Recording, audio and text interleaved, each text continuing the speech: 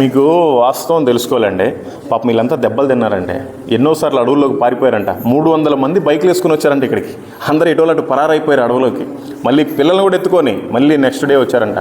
వీళ్ళంతా ఎందుకోసం అంటే వీళ్ళకి తెలుసు, మనం కనుక సువార్త ప్రకటించకపోతే మనం ప్రశాంతంగా బ్రతకవచ్చు, మనం కనుక చర్చికి వెళ్ళకపోతే ఇంట్లోనైనా కూర్చొని ప్రార్థన చేసుకుంటే దేవుడు యాక్సెప్ట్ చేస్తాడు, పరలోకం చేరతాం అని వీళ్ళకి తెలుసు.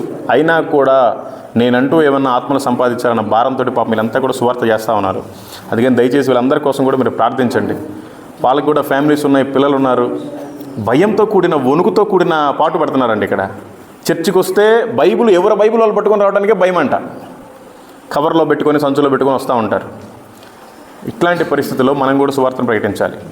ఎప్పుడూ కూడా ఆ చర్చిలో ఉండే క్రైస్తవులను ఈ చర్చిలో లాక్కోవటం, ఈ చర్చిలో ఉండే క్రైస్తవులు ఈ చర్చిలోకి లాక్కోవటం, వాళ్ళు మీటింగ్స్ పెట్టారని వీళ్ళు పెట్టడం, వీళ్ళు పెట్టారని వాళ్ళు పెట్టడం కాదు.